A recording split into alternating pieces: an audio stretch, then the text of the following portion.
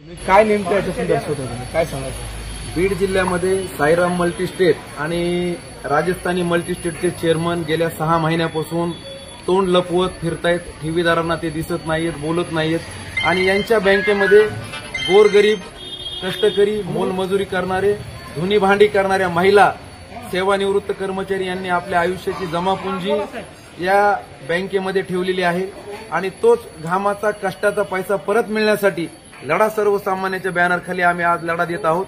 आणि आज आम्ही त्यांच्या साईरामच्या मुख्य शाखेवरती येऊन आम्ही त्यांच्या फोटोचं पोस्टर लावलेलं आहे आणि सर्व ठेवीदारांच्या वतीनं हरवलेले आहेत आणि जे त्यांना सापडून देतील त्यांना आम्ही सर्व ठेवीदाराच्या वतीनं, गोरगरीब ठेवीदारांच्या वतीनं 51,000 रुपयाचं बक्षीस आज आम्ही या ठिकाणी जाहीर केलेलं आहे. किती कोट्यावधींच्या ठेवी अडकलेल्या बँकेमध्ये?